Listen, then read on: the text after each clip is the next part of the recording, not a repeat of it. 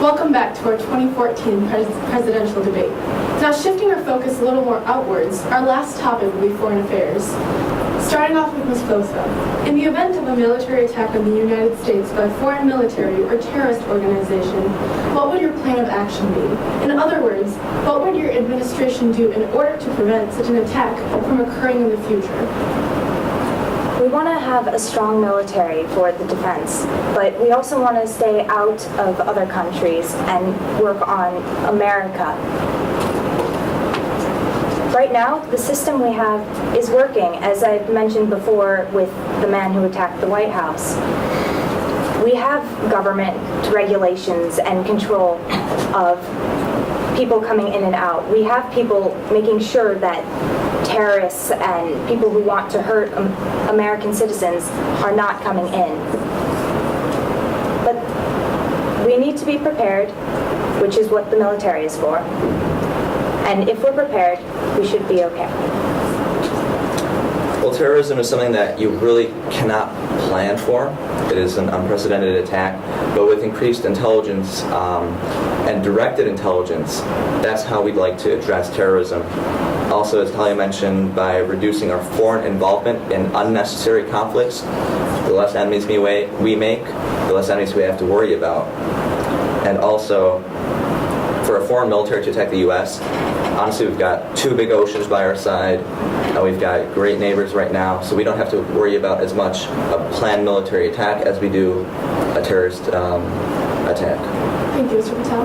Like I said in previous debates, we want to make the military stronger, right? So if we make the military stronger, then any threats that come to U.S., they probably won't affect the average citizen if we have maintained that strong military throughout the U.S. So I would think that we should also, if there were a military attack, I think we should help work with the UN, NATO, all the other organizations around the world. They can help us, and we reciprocate that effect by helping our other allies as well. Mr. Erickson? Sure. A terrorist or military attack on the United States should not and will not be tolerated. And so what the Echo Party is going to do about that is we're going to respond with what is called unequal response.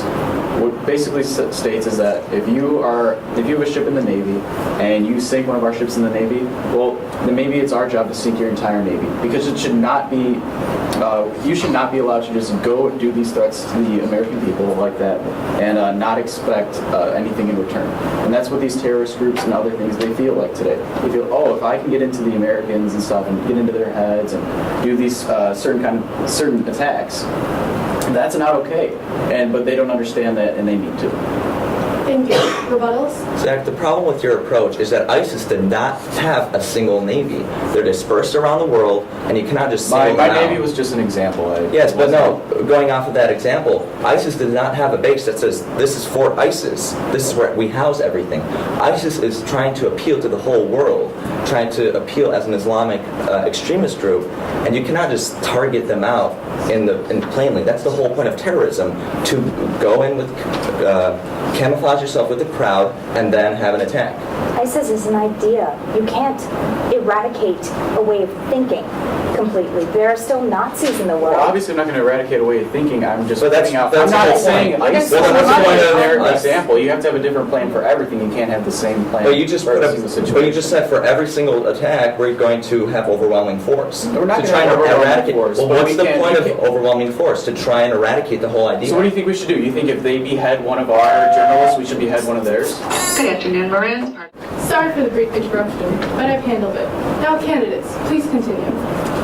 Yeah, Jakob, I can't believe that the only thing that you would have to say to an ISIS attack is that we're going to behead some of their journalists. You want to respond. I never equally? said that. Well, I never said that I was going to. Unequal response. Look what happened in Afghanistan. That's what we tried to do. We said there was one terrorist organization by the Taliban. We're going to go in. We're going Afghanistan to is way reform the different than whole ISIS. country. We're going to implement a democracy. We're going to give them the American way. And look what turned out. Just massive Afghanistan is way spending, different than ISIS, lost guys. lives, and just an inefficient plan. You always talk about plans, but you don't seem to have one right now. You don't seem to have one right now. I just You're presented my attacking- plan. You want to spend You're not billions. doing anything. Your plan is to pull back and do nothing. Are you really going to let ISIS just do that? Pull back. I can't believe that you would do that to the American people and not get involved. Who said we're pulling back? We're just cutting the military budget. We're cutting the military budget by how much? What are the effects of cutting the military budget? 20%. You know how much Eisenhower cut it in the middle of the Cold War? 27.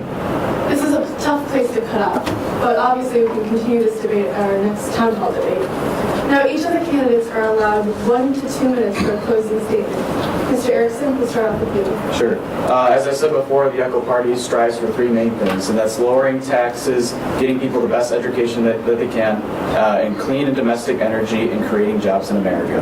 One of my goals, the first goal that I have when I become president, is making the American education system the best, the greatest education system on earth. And right now, it's not up to those standards, and it's our job to give everybody the best education that they can to move forward in society. These other candidates have no plans to help the people with things like that. Kirtan and Talia, they want to put the government in control of things such as education, foreign affairs, and the economy. And Yaku wants to dump the power to the states, but leaving the states with no ideas of what they're going to do, especially when they can't balance a budget to begin with. Thank you. Ms. Wilson? We are a new generation. We've seen the highest recession since the Great Depression, a polarization in Congress, and had the NSA gathered intelligence on every American that uses their cell phone or the internet. Don't you think it's time for a change? We're going to revolutionize the economy and make sure that everyone has a job and decent pay. Everyone will have the opportunity to go to college and have health care regardless of what they do or where they work. We're going to take a step back from foreign affairs, but not completely disengage from the world, because we want to focus on you, the American individual. This country should be run with your needs above all else. We want to give you the opportunity to succeed in whatever you wish to do. If this excites you, vote Foxtrot. We are the Foxtrot Party, and a vote for Foxtrot is a vote for your future. Thank you. Unlike Zach, I would like my conclusion to not be bashing others' opinions and giving false information. The U.S. should have its economy revolutionized and reformed so that the companies and corporations are held accountable. In terms of foreign affairs, we should be more consistent and moderate in our interventions. We should be knowledgeable what we're going into, where's the money coming from. For education, instead of dumping the power on the states, which, as Zach quoted, is not exactly what's happening, we're just lowering federal standards and giving more choice. And the states do know what to do because they're closer to the people. The federal government's too distant to know the exact needs of every single student in the U.S. As for the economy, by opening up the economy, by regulating it as much as is needed, but only so that we can still maintain that justice and optimal conditions for the people, for the consumers, not for the businesses with their massive tax breaks and their corporate welfare. That's how we're going to revolutionize the U.S., and that's how we're going to make the U.S. a better nation. Thank you. The last thing I want to say is that I believe in the American people. Their grit, determination, that can get us through this tough time right now. I believe in investing American people will promote prosperity now and in the future. While the candidates of Echo and Juliet Party want to reduce federal aid, I want to increase it, right? Putting more money into education will make our education better and make our future brighter and better to lead this country into the future. By giving everyone equal opportunity, we'll be supporting middle class, which is the base of America right now. And also, I support equal pay for men and women. Many times, these candidates, Echo and Juliet, they want everything regulated to the states. Last time I checked, this is the United States of America, not this United States of America. So how is that going to work? And many times in this debate, I've been using the word we instead of I. I just want to let you know that if I'm president, I'll be the voice of the people. So with me as president, we can make a better America. Thank you, candidates. I wish you all the best in the upcoming weeks. And thank you for joining us here at E3 News. We hope that you've enjoyed your coverage of the 2014 presidential campaign. Stay tuned for next week's town hall debate as we get closer and closer to the finish line. I'm Mecca News. Good night and good news.